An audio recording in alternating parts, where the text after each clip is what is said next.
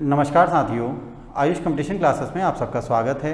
हम पढ़ रहे हैं भारत का भूगोल और ये हमारी to the point online crash course series चल रही है, जिसमें हम 15-20 मिनट में किसी भी टॉपिक को रिवाइज़ कर रहे हैं।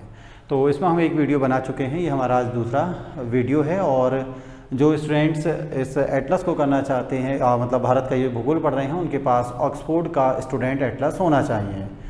तो मेरे पास ये एक ऑक्सफोर्ड स्टूडेंट एटलस लिखा हुआ है फॉर इंडिया। तो ये एक महत्वपूर्ण एटलस है, इसको पढ़ने के लिए, भारत के भूगोल को समझने के लिए। तो इसका 3rd एडिशन है, तो इसका नया एडिशन आ गया होगा, क्योंकि मेरे पास जो ये एक एडिशन है ये पुराना है। तो स्टूडेंट इसको ले सकते हैं। और हर सप्ताह हम 3 वीडियो अपलोड कर रहे हैं। इसके अलावा हम 3 टेस्ट भी इसमें बनाते हैं इन्हीं टॉपिक पर आधारित। तो स्टूडेंट्स इसके लिए हमारे ऑनलाइन ऐप आयुष 2.0 को डाउनलोड कर सकते हैं। तो पिछले वीडियो में हमने महत्वपूर्ण द्वीप, जिसमें अंडमान निकोबार और लक्षद्वीप या अन्य महत्वपूर्ण द्वीप थे, हमारी तटरेखाएं थीं, इसके अतिरिक्त जो हमारे महत्वपूर्ण बंदरगाह हैं उन्हें देखा। अब आज हम दक्षिण भारत के विषय में अन्य महत्वपूर्ण फैक्ट को देखते हैं। तो प्राचीन समय में जो हमारा ये भूगोल का मतलब दक्षिण भारत है, यह गोंडवाना लैंड का भाग है। तो महत्वपूर्ण है यहाँ पर, ठीक है। ये पूछा जाएगा कि इसे हम क्या कहते हैं। इसे हम प्रायद्वीपीय भारत कहते हैं, या यहाँ पर गोंडवाना लैंड। और यहाँ ये जो क्षेत्र है महत्वपूर्ण, जहाँ पर बहुत सारे हमें खनिज वगैरह भी मिलते हैं, तो यहाँ पर बेसाल्ट की चट्टानें हैं या आग्नेय चट्टानें हैं, और यहाँ की जो मृदा है वो काली मृदा है। इसके अलावा अगर हम अन्य चीज़ों के हम देखें तो सबसे महत्वपूर्ण यहाँ पर जो ये हमारी भूमध्य रेखा, यहाँ पर हमारी कर्क रेखा है। तो ये जो 23.5 डिग्री कर्क रेखा है, ये हमारे 8 राज्यों से होकर गुजरती है। विभिन्न परीक्षाओं में ये प्रश्न पूछा जा चुका है। तो 23.5 डिग्री नॉर्थ इसे हम कहते हैं। और दक्षिण में जो हमारी मतलब ठीक मध्य में जो हमारे ग्लोब को 2 बराबर भागों में बांटती है, उसे भूमध्य रेखा कहा जाता है। ये काल्पनिक रेखाएं हैं। तो ध्यान रखना है कि यहाँ पर हमारी ये जो 23.5 डिग्री नॉर्थ रेखा है, ये कहाँ से होकर गुजरती है। सबसे पहले गुजरात के बाद राजस्थान, फिर मध्य प्रदेश, छत्तीसगढ़, झारखंड, पश्चिम बंगाल, त्रिपुरा और मिजोरम। तो ये 8 राज्य हमें याद रखने हैं जहाँ से कर्क रेखा होकर गुजरती है। तो प्रश्न पूछा जाता है कि कर्क रेखा किस राज्य से होकर नहीं गुजरती, तो 3 इसमें से ऑप्शन दिए होंगे और चौथा कोई अलग ऑप्शन होगा। तो ध्यान रखिएगा कि विभिन्न बार उत्तराखंड लोक सेवा आयोग और समूह में ये प्रश्न पूछा गया है। ये कर्क रेखा भारत को लगभग 2 बराबर भागों में बांटती है। इससे ऊपर जो उत्तर भारत, इसको जो कटिबंध है उसको हम उपोष्ण कटिबंध कहते हैं, और कर्क रेखा के दक्षिण में हम उष्ण कटिबंध कहते हैं। तो जो सूर्य है हमारा वो 0 डिग्री से 23.5 डिग्री तक उत्तरायण होता है, उसके बाद फिर ये वापस दक्षिण में जाने लगता है। इसके अलावा यहाँ गुजरात हमारा हो चुका है। तो गुजरात, राजस्थान, MP, छत्तीसगढ़, झारखंड, पश्चिम बंगाल, त्रिपुरा और मिजोरम, ये महत्वपूर्ण हमें यहाँ पर याद रखने हैं कि हमारे कौन कौन से महत्वपूर्ण स्थान हैं जहाँ से कर्क रेखा होकर गुजर रही है। इसके बाद अगर हम यहाँ पर देखें तो यहाँ एक हमें नदी मिलेगी, लूनी नदी, ठीक है। ये जो हमारा क्षेत्र है ये गुजरात, तो यहाँ राजस्थान में हमें लूनी नदी नहीं मिलेगी। ये लूनी नदी कच्छ के रण में विलुप्त हो जाती है। इससे ऊपर जो मरुस्थल है इसे हम थार मरुस्थल कहते हैं। तो प्रश्न पूछा गया कि सबसे ज़्यादा जनसंख्या किस मरुस्थल में रहती है, तो जनसंख्या घनत्व के अनुसार थार मरुस्थल में। इसके पास यहीं पर अरावली पर्वत है, और नीचे जो दूसरी महत्वपूर्ण नदी है वो माही नदी है। तो यहाँ पर ध्यान रखना है लूनी नदी और माही नदी।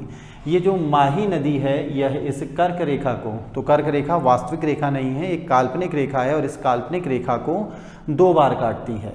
तो एक बार ये उत्तर की ओर आती है, उसके बाद दक्षिण में ये खंबात की खाड़ी में जब माही नदी गिर रही है तो ये कर्क रेखा को 2 बार पार कर रही है।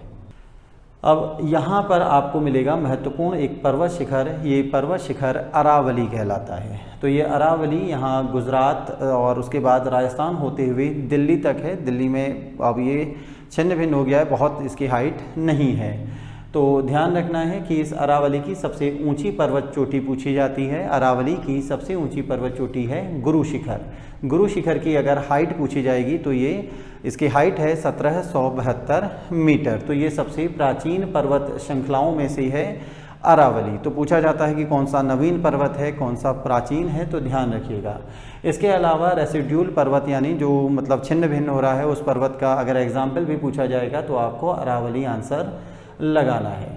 इसके बाद यहाँ पर इस बार उत्तराखंड PCS 2022 जो अभी हुआ है अप्रैल माह में प्रथम सप्ताह में, उसमें एक प्रश्न आया था कि ये जो विंध्याचल पर्वत है और अरावली है, तो इस अरावली और विंध्याचल इन दोनों के मध्य कौन सा पठार है, तो ये याद रखना है। इसका आंसर था मालवा का पठार। तो ये अरावली और विंध्याचल के मध्य में मालवा का पठार है और उसी के उत्तर में बुंदेलखंड का पठार है। यहाँ पर दो महत्वपूर्ण हमें नदियाँ, दो पर्वत शिखर याद रखने हैं और दो नदियाँ हमें यहाँ पर याद रखनी हैं। तो पहला है विंध्याचल, ठीक है, तो ये विंध्याचल, और दूसरा याद रखना है हमें सतपुड़ा। तो यहाँ पर सतपुड़ा के उत्तर में नर्मदा नदी बहती है, सतपुड़ा के दक्षिण में ताप्ती नदी बहती है। तो यहाँ से कई सारे क्वेश्चन पूछे जाते हैं। तो सबसे पहला क्वेश्चन तो नर्मदा नदी पर कि ये नर्मदा नदी कहाँ से निकलती है, ये अमरकंटक के पठार से निकलती है। तो ये जो जबलपुर है, जबलपुर के पास से अमरकंटक के पठार से यह नर्मदा नदी निकल रही है और यह दो महत्वपूर्ण नदियां हैं जो कि अरब सागर में या खंबात की खाड़ी में अपना जल प्रवाहित करती हैं। या पूछा जाएगा कौन सी नदियां पश्चिम की ओर प्रवाहित होती हैं, तो आंसर आप लगाएंगे नर्मदा। और अगला यहाँ पर पूछा जाएगा कि ये नर्मदा या ताप्ती नदियाँ कैसी घाटी में बहती हैं, ये इसका आंसर आपका है भ्रंश घाटी। ये दोनों ही नदियाँ डेल्टा नहीं बनाती हैं, भ्रंश घाटी में होकर बहती हैं। नर्मदा के उत्तर में पर्वत शिखर, अभी हमने जो पूरी एक श्रृंखला है उस श्रृंखला का नाम है विंध्याचल। तो ये 1050 किलोमीटर लंबी एक श्रृंखला है और इसकी औसत ऊंचाई 700 से 1200 मीटर है। जब ये विंध्याचल खत्म हो रही है तो इसके पूर्व में भारनेर और कैमूर के पठार हैं। तो पूछा जाता है भारनेर, कैमूर, और जहाँ पर ये विंध्याचल शुरू हो रहा है वहीं पर पश्चिम में सातमाला। तो ये सातमाला महत्वपूर्ण पर्वत शिखर है। इसके बाद नीचे यहाँ पर जो सतपुड़ा आता है, सतपुड़ा में ही आगे महत्वपूर्ण स्थान पड़ता है और जिसको हम पंचमढ़ी कहते हैं। तो ध्यान रखना है कि ये मध्य प्रदेश में है पंचमढ़ी, और यहाँ की सबसे ऊंची चोटी जो है उसका नाम है धूपगढ़, और धूपगढ़ की हाइट है 1350। तो ये एक बहुत प्रसिद्ध जगह है, बहुत ज़्यादा टूरिस्ट यहाँ पर घूमने आते हैं। यहाँ की जो जलवायु है बहुत लाभदायक है। तो पूछा जाएगा धूपगढ़ की चोटी कहाँ है, मध्य प्रदेश में पंचमढ़ी की पहाड़ियों में। तो धूपगढ़ 1350 हाइट, ये सतपुड़ा के ही आगे है। सतपुड़ा के बाद आगे ये सतपुड़ा कैसा उदाहरण है, सतपुड़ा ब्लॉक पर्वत का उदाहरण है, ठीक है। तो सतपुड़ा ब्लॉक पर्वत का उदाहरण है और यहाँ सतपुड़ा के आगे पूरब में महादेव श्रृंखला आपको मिलेगी। तो महत्वपूर्ण हमने देख लिया अरावली, उसके बाद विंध्याचल, अरावली और विंध्याचल के बीच में मालवा का पठार, फिर नर्मदा नदी जो कि भ्रंश घाटी में होकर खंबात की खाड़ी में जा रही है, फिर सतपुड़ा, सतपुड़ा में ही आगे धूपगढ़ की चोटी पंचमढ़ी की पहाड़ियों में, और आगे महादेव पर्वत। यहाँ पर ध्यान रखना है कि ये जो अमरकंटक का पठार है यहाँ से 3 महत्वपूर्ण नदियाँ निकलती हैं। पहली सोन नदी निकलती है जो कि उत्तर की ओर प्रवाहित होती है और उसके बाद बिहार में गंगा नदी में मिल जाती है। दूसरी महत्वपूर्ण कौन सी है, नर्मदा नदी जो कि पश्चिम की ओर प्रवाहित होती है, और तीसरी यहाँ पर दामोदर नदी है जो कि बंगाल की खाड़ी में गिरती है। तो ये महत्वपूर्ण नदियाँ ध्यान रखनी हैं। यहीं पर आपको छोटा नागपुर का पठार मिलेगा और उसी के ऊपर राजमहल की पहाड़ियाँ लिखी हुई हैं। तो यहाँ पर छोटा नागपुर का पठार है और यहीं आगे आपको राजमहल की पहाड़ियाँ मिलेंगी। इसके अलावा एक क्वेश्चन यहाँ बहुत महत्वपूर्ण जो हमारा रह गया है, ये मेघालय है, और मेघालय में यहाँ पर हमें 3 चीज़ें ध्यान रखनी हैं। यहाँ पर गारो, खासी और जयंतिया की पहाड़ियाँ हैं। तो ये मेघालय का जो पठार है ये इसी प्रायद्वीपीय भारत का ही भाग है। तो ये प्रश्न पूछा जाता है कि मेघालय का पठार जिसमें गारो, खासी और जयंतिया की पहाड़ियाँ आती हैं, ये किसका भाग है, आपको आंसर लगाना है प्रायद्वीपीय भारत का। तो यहाँ के हमारे महत्वपूर्ण तथ्य हो चुके हैं। इसके बाद दामोदर के नीचे आपको ब्रह्माणी नदी मिलेगी, ब्रह्माणी के नीचे आपको महानदी। तो ये ब्रह्माणी या महानदी ये जो महत्वपूर्ण नदियाँ हैं यह उड़ीसा में से होकर प्रवाहित हो रही है। इसके बाद हम जब दक्षिण भारत की ओर आते हैं तो यहाँ पर हमारा महत्वपूर्ण है पश्चिमी घाट और पूर्वी घाट। तो ये ईस्टर्न घाट्स हैं, पूरा पूर्वी घाट, और ये पश्चिमी घाट जो कि लगभग यहाँ पर नासिक या दादरा के पास से शुरू हो रहा है और कन्याकुमारी तक जाता है। तो एक महत्वपूर्ण प्रश्न यहाँ पर यह है कि भारत में हॉट स्पॉट कितने हैं। हॉट स्पॉट होते हैं जैव विविधता के केंद्र, तो जिनको मान्यता मिली है वो 2 हैं। तो उसमें से एक है ये हमारा पश्चिमी घाट, ठीक है। तो जैव विविधता हमने पर्यावरण में विस्तार से पढ़ा है, तो ध्यान रखिएगा कि ये जो हमारा पश्चिमी घाट है ये श्रीलंका तक, और इसके अलावा ये जो हमारा नक्शा है यहाँ पर जो ये पूर्वी भारत आएगा। तो जैव विविधता के 2 प्रमुख केंद्र हैं, पूर्वी भारत और पश्चिमी घाट। फिर से हम इसमें आते हैं, तो पूर्वी घाट को जो हम कहते हैं, तो ये पूर्वी घाट उत्तरी सरकार से शुरू हो जाता है। अभी हमने उत्तरी सरकार जो पढ़ा था, तो उत्तरी सरकार से शुरू होता है और ये नीलगिरी की पहाड़ियों में मिलता है।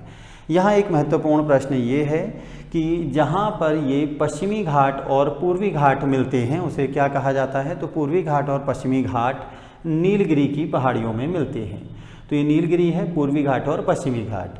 अगला प्रश्न है कि इस नीलगिरी की पहाड़ियों पर सबसे महत्वपूर्ण जो सबसे ऊंची चोटी है, उस ऊंची चोटी का नाम क्या है। उसका नाम है डोडा बेटा। तो डोडा बेटा ये नीलगिरी की पहाड़ियों की सबसे ऊंची चोटी है। और अगर यहाँ पर प्रश्न पूछा जाएगा कि दक्षिण भारत की सबसे ऊंची चोटी कौन सी है, तो दक्षिण भारत की सबसे ऊंची चोटी है अनाईमुदी, जो कि अन्नामलाई की पहाड़ियों पर है। तो पहले हमें थोड़ा सा पहाड़ियाँ देख लेते हैं, फिर इसके बाद इन पर विस्तार से हम अन्य चर्चा करेंगे। सबसे दक्षिण में आपको मिलेंगी कार्डमम हिल्स। कार्डमम हिल्स मतलब इलायची की पहाड़ियाँ। उसके बाद क्योंकि इनका उत्तर से दक्षिण की ओर या दक्षिण से उत्तर की ओर क्रम भी पूछा जाता है, तो सबसे दक्षिण में कार्डमम हिल्स हैं। उसके बाद यहाँ पालनी की पहाड़ियाँ हैं, अन्नामलाई है। अन्नामलाई में ही सबसे ऊंची चोटी जो है वो है अनाईमुदी। अनाईमुदी की हाइट आपको याद रखनी है। तो यह हाइट क्या है, 1695 मीटर इसकी हाइट है। इसके बाद यहीं पर आपको एक दर्रा मिलेगा, इस दर्रा है पाल घाट। तो इस दर्रे को पाल घाट कहा जाता है। तो 3 दर्रे आपको यहाँ पर याद करने हैं, एक है थाल घाट, फिर है भोर घाट और उसके बाद है पाल घाट। तो ध्यान रखिएगा कि 3 महत्वपूर्ण दर्रे। इसके बाद जब आप ऊपर की ओर आते हैं तो अनाईमुदी के ऊपर हम नीलगिरी में आपको मिलेगा डोडा बेटा। तो सबसे ऊंची चोटी नीलगिरी की डोडा बेटा, दोनों की ही आपको हाइट याद रखनी है।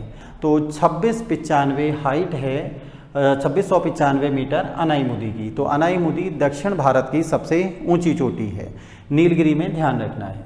इसके अलावा यहाँ पर कुछ जो महत्वपूर्ण चीज़ें आपको ध्यान रखनी है कि पूछा जाएगा इस नीलगिरी की पहाड़ी में कौन सी जनजाति रहती है, तो ये जनजाति है टोडा जनजाति।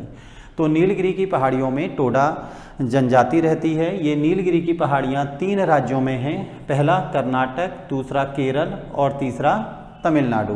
तो तीनों की सीमा रेखा पर ये पहाड़ियाँ आती हैं। अगला एक क्वेश्चन यहाँ टोडा जनजाति से और पूछा जाता है कि ये जो जनजाति है यह क्या खास बात है। तो इस जनजाति में बहुपत्नी विवाह होता है। जैसे हमने उत्तराखंड पढ़ा था, तो उत्तराखंड में जौनसारी जो जाति है उसमें बहुपत्नी विवाह की प्रथा रही है, हालांकि अब बहुत कम हो गई है। तो वैसे ही ये जो टोडा जनजाति है ये भी बहुपत्नी विवाह किया करते हैं। इसके बाद यहीं पर एक और जनजाति आपको मिलेगी, चेंचू जनजाति। तो ये जो केरल का क्षेत्र है इसमें आपको 2 जनजातियां याद रखनी है, टोडा और चेंचू। तो चेंचू केरल में है, टोडा इस नीलगिरी की पहाड़ियों में है। इसके बाद जब हम ऊपर को जाते हैं तो पंचमलाई के बाद शेवरॉय के बाद जावेड़ी। तो ये क्रम ध्यान रखिएगा, ये क्रम अक्सर परीक्षाओं में पूछे जा रहे हैं।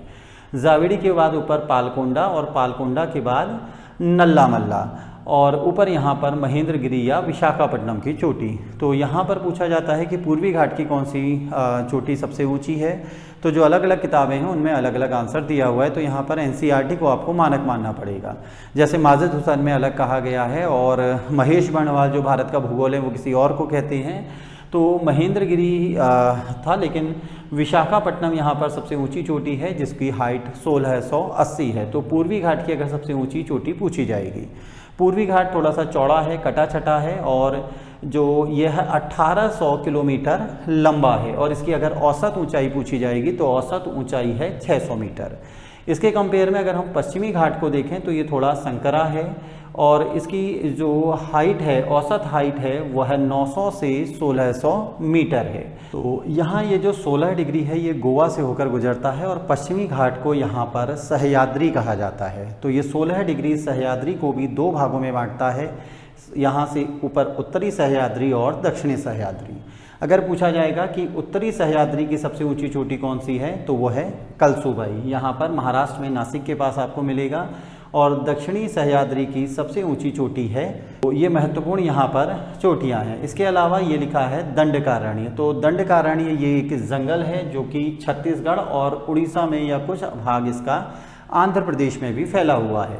तो इसके विषय में भी हमें ध्यान रखना है, ये प्रश्न पूछा जाता है दंडकारण्य। अंतिम इसमें यहाँ पर हमारे दो महत्वपूर्ण बच गए हैं, हरिश्चंद्र और बालाघाट। तो ये जो हमारा महाराष्ट्र वाला क्षेत्र है, यहाँ पर हरिश्चंद्र और उसके बाद नीचे बालाघाट, ये दो महत्वपूर्ण पर्वत श्रृंखलाएँ हैं। तो ध्यान रखना है कि दक्षिण भारत में हमसे ये सभी पर्वत श्रृंखलाएँ पूछी जाती हैं।